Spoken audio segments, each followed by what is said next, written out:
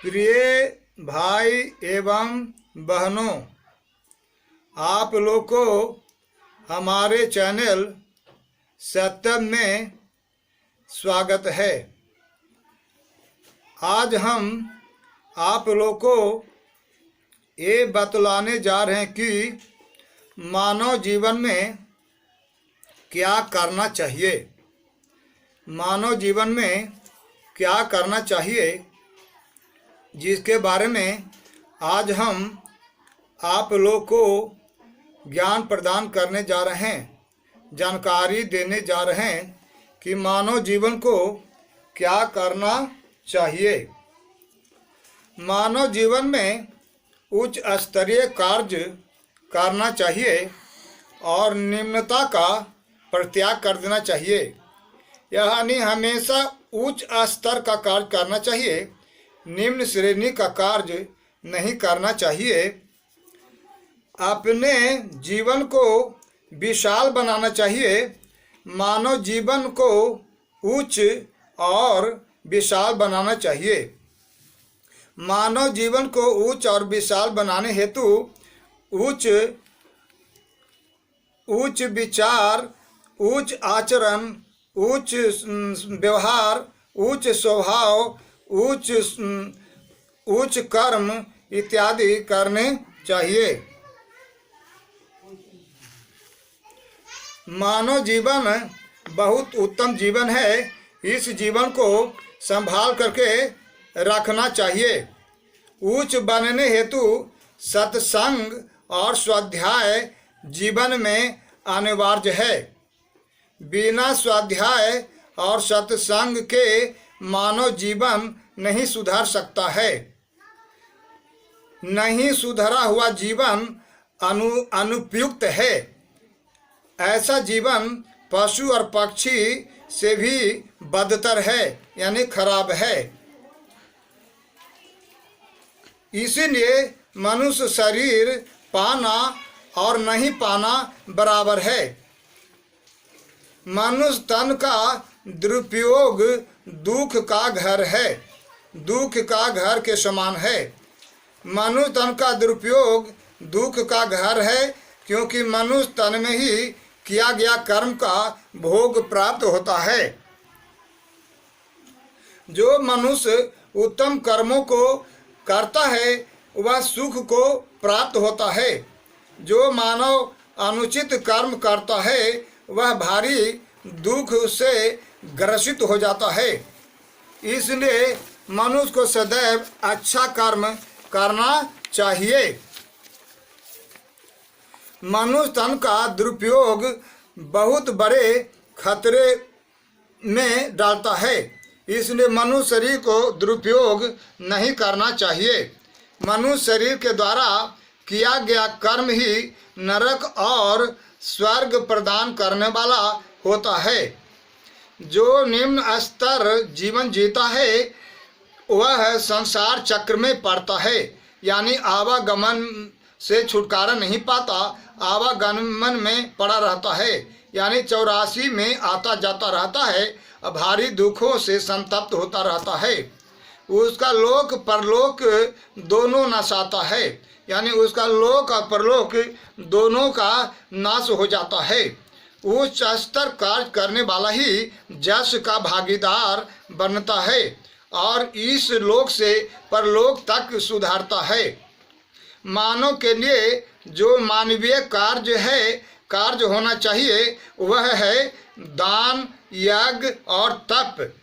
भगवान श्री कृष्ण ने गीता अध्याय 14 भगवान श्री कृष्णचंद्र जी ने गीता अध्याय 4 श्लोक 31 में यज्ञ न करने वाला पुरुष के लिए तो यह मनुष्य लोक भी सुखदायक नहीं होता।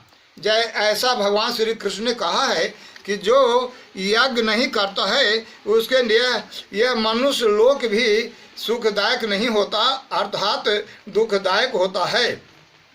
फिर तो परलोक कैसे बन सकता है? जिसको यह लोक ही नहीं सुधरेगा, इस लोक में ही जिसको आराम नहीं होगा, सुख नहीं होगा, उसे परलोक में सुख कहाँ? इस तरह के भगवान श्री कृष्ण चंद्र जी ने बतलाया है।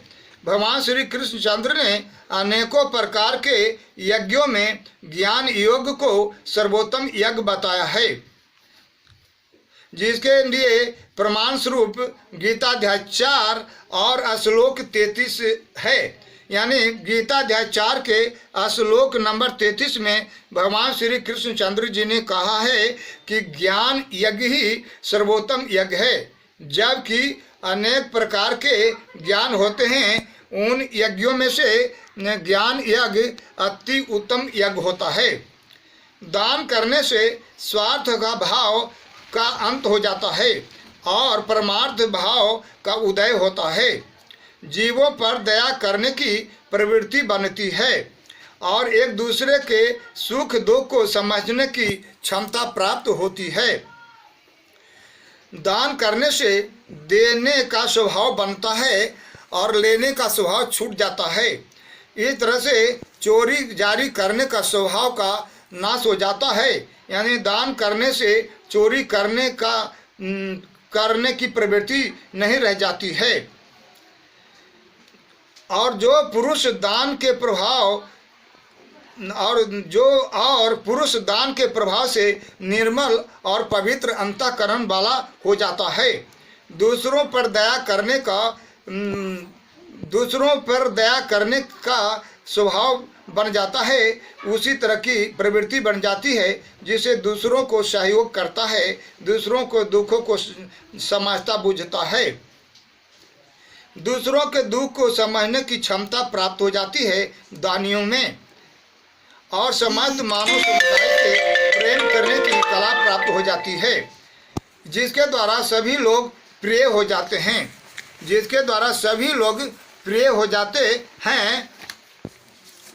इसके बाद अब रहा तप, कि तप क्या चीज है। तप के द्वारा मानव तेजस्वी बनता है, श्रेष्ठ बनता है, अपने मन और इंद्रियों को नियंत्रित कर लेता है। इंद्रियों की विषयों में जाने वाला मन अवरुद्ध हो जाता है, यानी रुक जाता है, वह उसकी गति शांत हो जाती है। मन चंचल स्वभाव का नहीं रह जाता है, मन स्थिर एवं शांत और पवित्र हो जाता है।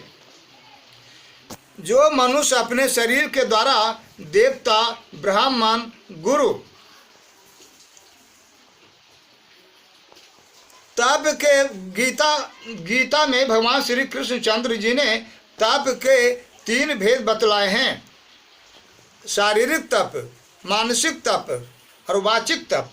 शारीरिक तप के बारे में बताए हैं कि जो मनुष्य अपने शरीर के द्वारा देवता को, ब्राह्मण को, गुरु को और प्रज्ञ लोगों को, यानी बुद्धिजीवी लोगों को, जो ज्ञानी हैं, जो सदग्रंथों और सत्संगों के द्वारा ज्ञान अर्जन कर लिए हैं और सन्न मार्ग पर चलते हैं, सत्य मार्ग पर चलते हैं, उनकी सेवा, ये शरीर संबंधी ही तप कहलाता है। शौच यानी हृदय से और बाहर से दोनों तरह से पवित्र होना चाहिए, यानी अंदर से भी बाहर से भी। अंदर से निष्कपटी होना चाहिए और बाहर से शुद्ध शरीर को रखना चाहिए, वस्त्र को शुद्ध रखना चाहिए। इस तरह के अंतः और बाह्य शुद्धि रखनी चाहिए। हृदय का सरल होना चाहिए, भोला भाला होना चाहिए। किसी भी पर नारी के साथ गलत कर्म नहीं करना चाहिए या मन से किसी अन्य नारियों का चिंतन न करना चाहिए। ऐसा करना ब्रह्मचर्य जीवन बतलाया जाता है। ये शरीर संबंधी तप कहलाता है।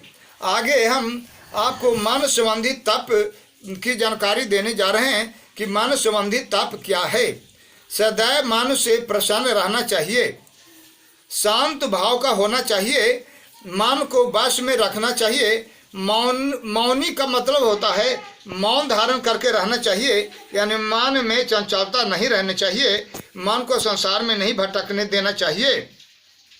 हृदय से चंचल नहीं होना चाहिए, यानी अंतःकरण से निष्कपट होना चाहिए, अंतःकरण के पवित्र होना चाहिए, अंतःकरण से निष्कपट होना चाहिए। अंतःकरण में कपट का भाव नहीं रखना चाहिए, अंतःकरण में किसी के प्रति द्वेष नहीं रखना चाहिए, ईर्ष्या द्वेष इत्यादि से ऊपर होना चाहिए। किसी को अपमानित नहीं करना चाहिए, ईर्ष्या द्वेष से वंचित रहना चाहिए।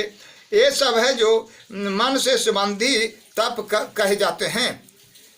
तीसरा वचन संबंधी तप, इसके बारे में भगवान श्री कृष्णचंद्र जी कहते हैं कि ऐसी वाणी बोलनी चाहिए जिससे लोगों को कष्ट नहीं हो, उद्वेग नहीं हो, यानी मन बेचैन नहीं हो, मन में उद्वेग की भावना नहीं हो, यानी बेचैन ना करने वाली ही वाणी बोलनी चाहिए। सत्य बोलना चाहिए, यानी झूठा ना बोलना चाहिए। प्रिय बोलना चाहिए, यानी मीठा बोलना चाहिए। और दूसरों के हित में बोलना चाहिए, जो जिससे जिस वाणी को सुन करके दूसरों को हित हो, हानि नहीं हो। और दूसरों के हित की बात करनी चाहिए। सदैव सद्ग्रंथों का अध्ययन करना चाहिए, सत्संग करना चाहिए और मुख से हरदम भगवान के नाम का जाप करते रहने का सतत अभ्यास करते रहना चाहिए। इस तरह से ये वाणी संबंधी तप भगवान श्री कृष्ण ने बतलाया है। तो मनुष्य को यज्ञ, दान, तप, कर्म करना चाहिए। इन कर्मों के द्वारा मनुष्य पवित्र हो जाता है, निर्मल हो जाता है और मानव से देव बन जाता है, नर से नारायण बन जाता है, आवागमन से रहित हो जाता है और मुक्ति की प्राप्ति कर लेता है, परम धाम की प्राप्ति कर लेता है, यानी ईश्वर को प्राप्त हो जाता है। इस तरह के तीनों तप को आचरण में उतारने वाले मानव ही नहीं रह जाता, वह देव बन जाता है, ईश्वर के तुल्य हो जाता है, उसे सारे जगत में पूजा होने लगती है। इस तरह से मनुष्य को चाहिए कि सदैव उचित से उचित, न्याय से न्याय, धर्म से युक्त कार्य करना चाहिए, चिंतन करना चाहिए, मनन करना चाहिए और सभी जीवों से प्रेम करना चाहिए। सबको ईश्वर के तुल्य समझ करके सबके प्रति सद्भावना रखनी चाहिए, सबको सहयोग करना चाहिए, किसी के साथ बुराई कर्म नहीं करना चाहिए। तो इस तरह से मनुष्य को अपने जीवन को अत्यंत निर्मल और पवित्र बना करके संसार में सबके साथ मिलजुल करके प्रेम और भक्ति पूर्वक जीवन जीना चाहिए, क्योंकि सारा जगत परमात्मा का ही रूप है। इसलिए सबसे प्रेम करना चाहिए, नफरत कभी नहीं करनी चाहिए, क्योंकि नफरत से बैर होता है, द्वेष होता है, कलह होता है और दुख होता है। और प्रेम करने से सुख प्राप्त होता है, सबके प्रति श्रद्धा, विश्वास, प्रेम भाव बरकरार रहता है, किसी के साथ गलत व्यवहार करने की प्रवृत्ति नहीं रहती और उस तरह से मनुष्य कहलाता है, देव कहलाता है, ईश्वर के तुल्य हो जाता है। इस तरह के हम लोग को चाहिए कि सदैव उचित कर्म करना चाहिए, उचित सोचना चाहिए, उचित बोलना चाहिए, उचित सुनना चाहिए, उचित देखना चाहिए। इस तरह के मानव को अपने जीवन में आचरण, बर्ताव, कर्म करना चाहिए। इस तरह की ज्ञान की प्राप्ति के लिए आप लोग हमारे चैनल सत्यम इमेज को सब्सक्राइब करें और ज्ञान की प्राप्ति